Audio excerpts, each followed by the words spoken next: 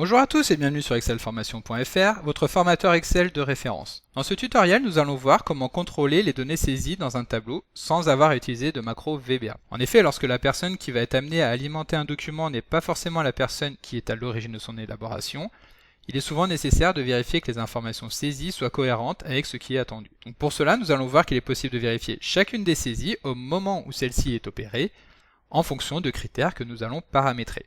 Nous allons par exemple vouloir contrôler que l'année saisie dans une date corresponde à l'année 2018, qu'une saisie corresponde à un nom et à un prénom, qu'une saisie corresponde à une adresse mail, à un numéro de facture ou enfin à un montant de facturation. Alors vous trouverez très régulièrement de nouvelles vidéos sur la chaîne, alors pensez à vous abonner et surtout à activer la clochette de notification afin d'être sûr de ne manquer aucune astuce et de devenir rapidement un pro d'Excel.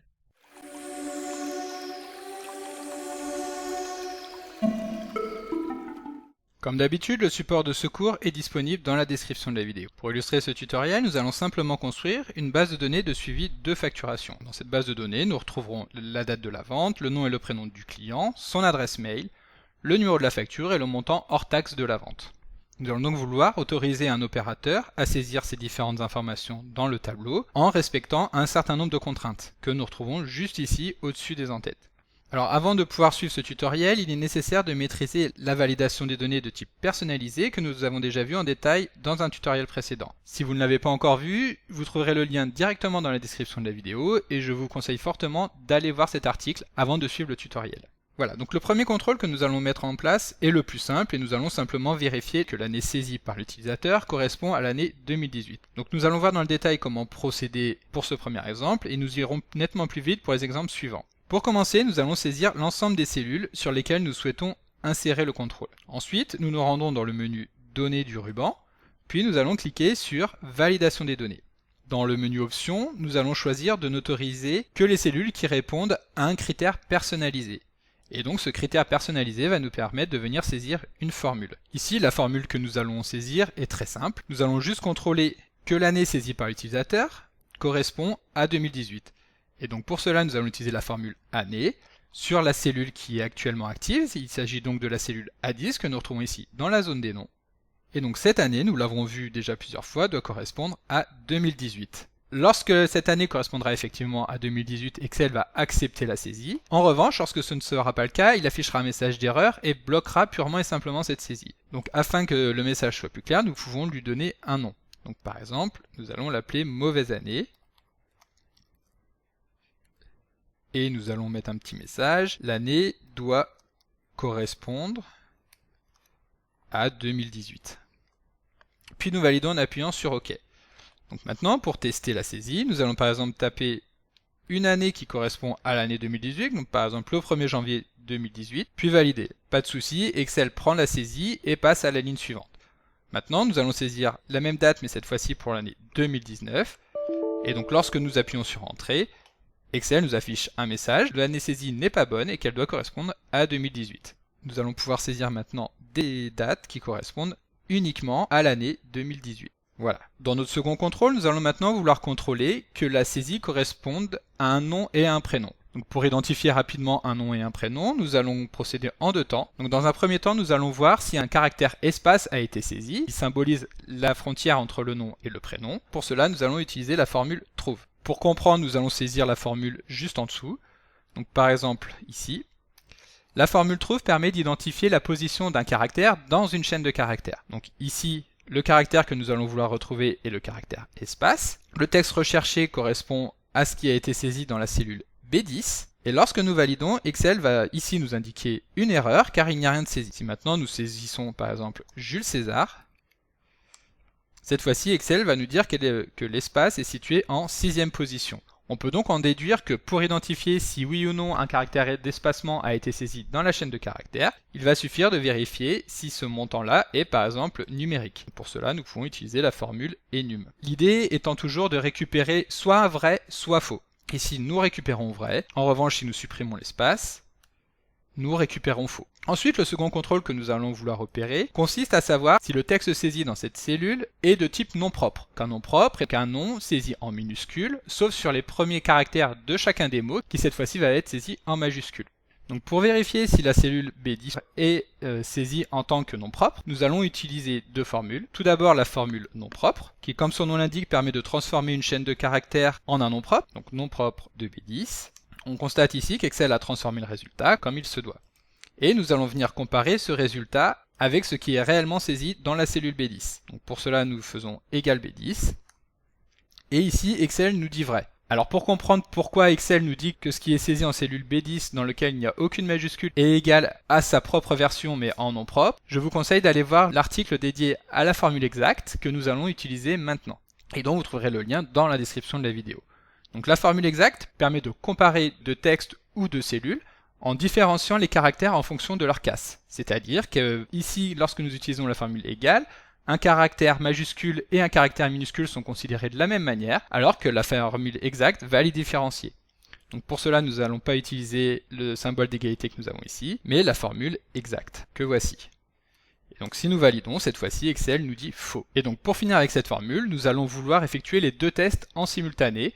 Pour cela, nous allons utiliser la formule et, qui permet d'effectuer les deux tests et de renvoyer vrai uniquement lorsque les deux tests sont vrais. Donc hop, nous allons copier cette formule. Ici, nous allons utiliser la formule et, point virgule, et nous allons coller notre première formule. Nous pouvons maintenant supprimer celle-ci, et nous allons effectuer le test. Jules César, saisi en un seul mot sans majuscule, n'est pas considéré comme un nom et un prénom. Si nous ajoutons un espace, le résultat n'est toujours pas valide.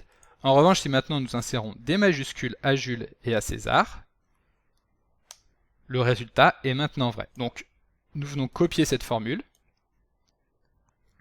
sélectionner l'ensemble des cellules sur lesquelles nous voulons effectuer le contrôle, puis venir dans Données, Validation des données, et comme tout à l'heure, nous allons choisir Personnaliser et coller directement la cellule. Nous contrôlons ici que la cellule sur laquelle nous effectuons le test, donc la cellule B10, correspond effectivement à la cellule active, donc que nous retrouvons dans la zone de nom.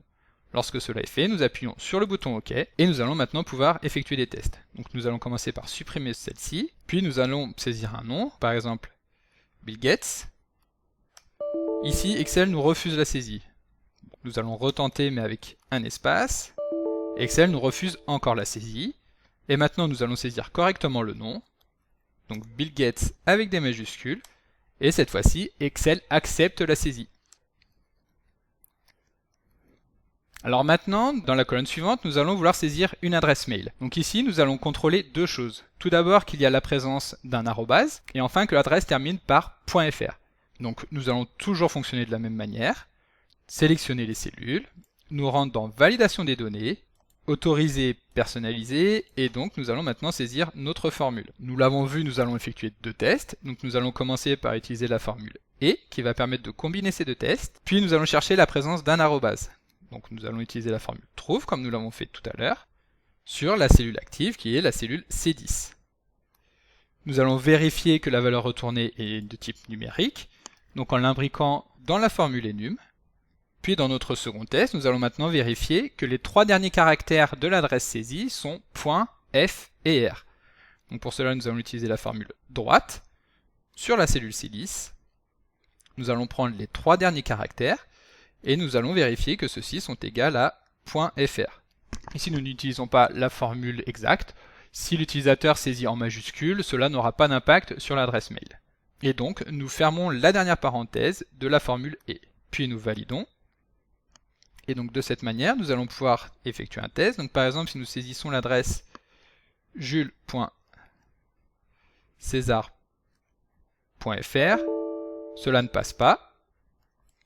Donc jules@césar.fr, cette fois-ci Excel accepte la saisie. Donc si nous tapons billgates@microsoft.com, Excel refuse à nouveau la saisie. Donc nous allons taper billgates@microsoft, mais cette fois-ci .fr, et donc Excel accepte la saisie. Donc maintenant, pour contrôler le numéro de la facture, nous allons vérifier encore une fois deux opérations. Tout d'abord que celle-ci commence par les caractères F et A, et enfin que celle-ci soit composée de 8 caractères. Donc nous sélectionnons les données de la colonne, validation de données, autoriser, personnaliser, et donc nous allons saisir maintenant notre formule. Donc il y a deux choses à contrôler, donc nous utilisons la formule et. Nous contrôlons que les deux caractères à gauche de la cellule D10 soit bien égal à FA, que nous pouvons saisir en majuscule ou en minuscule, peu importe. Et enfin, pour le deuxième test, nous allons contrôler que le nombre de caractères de D10 soit égal à 8. Donc nous utilisons la formule nombre-car qui permet de retourner le nombre de caractères d'une cellule, de D10, et celui-ci doit être égal à 8. Et enfin, nous refermons la parenthèse de la formule et. Donc si nous testons, 1, 2, 3, 4, 5, 6, 7, 8, cela ne fonctionne pas. FA 1, 2, 3, 4, 5, 6, cette fois-ci, la saisie est acceptée. Et enfin, pour notre dernier test, nous allons vérifier que ce qui est saisi dans la dernière colonne correspond effectivement à un montant, et donc à un nombre. Pour cela, c'est encore plus simple. Il suffit de sélectionner encore une fois la colonne, validation des données, personnalisée, et ici, nous allons simplement réutiliser une formule que nous avons déjà utilisée plusieurs fois, qui est la formule enum, sur la cellule E10. Nous validons. Et si nous tapons un montant, donc par exemple 100.56, Excel refuse la saisie. Si maintenant nous tapons 100,56, la saisie est bien acceptée. Et voilà, donc comme d'habitude, vous pouvez télécharger le support de ce cours en suivant le lien que vous trouverez dans la description de la vidéo. Si la vidéo vous a plu, n'oubliez pas de la liker et de la partager. Vous pouvez également me laisser vos impressions dans l'espace des commentaires. Évidemment, si ce n'est pas encore fait, abonnez-vous à la chaîne pour ne manquer aucune astuce Excel. Merci d'avoir suivi cette vidéo jusqu'au bout et à demain.